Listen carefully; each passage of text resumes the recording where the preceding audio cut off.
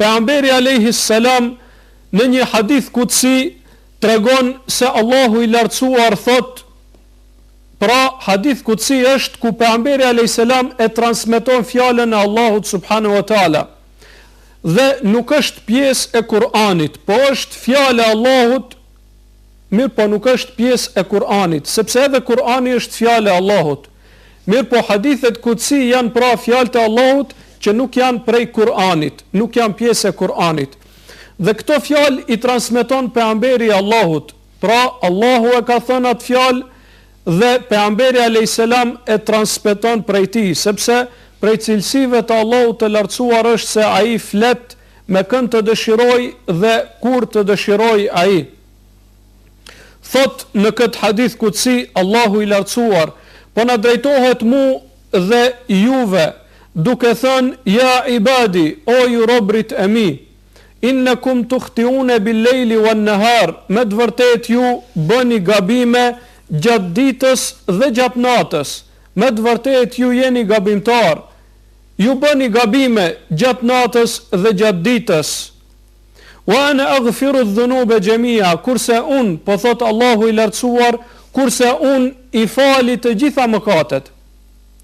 Ju jeni të tillë që gaboni gjatë ditës dhe gjatë natës, me dashje dhe pa dashje, kurse Allahu është i tillë që i fal mëkatet.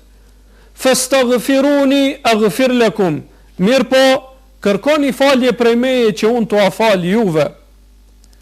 Zoti ynë po na drejtohet duke thënë: o ju robrit e mi, unë e di se ju gaboni shumë, dhe unë jam i tillë që i fal gabimet, jam mëkatfalës, mirë po ju duhet të kërkoni falje që unë t'ua fal.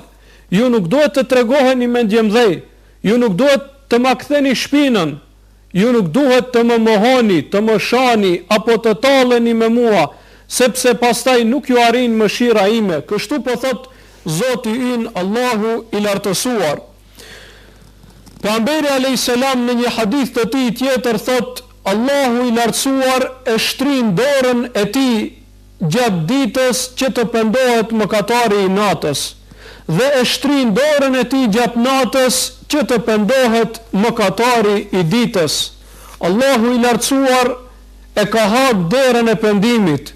Dera e pendimit është e hapur dhe ai pret prej robërve të tij që ata të pendohen tek ai dhe ata të kërkojnë falje prej tij. Jo vetëm kaq, po pejgamberi alayhis salam me një shembull shumë të bukur e ka ilustruar se si Allahu, Zoti ynë, gëzohet me pendimin e robit. Po, Allahu gëzohet me pendimin e robit, sepse Allahu nuk dëshiron që t'i dënoj robrit e tij, ua don të mirën, dëshiron që ata të pendohen, dëshiron që ata të kthehen tek ai. Andaj edhe nëse ndonjëri prej tyre kthehet tek ai me kërkim faljesh dhe me pendim të sinqert, Allahu gëzohet.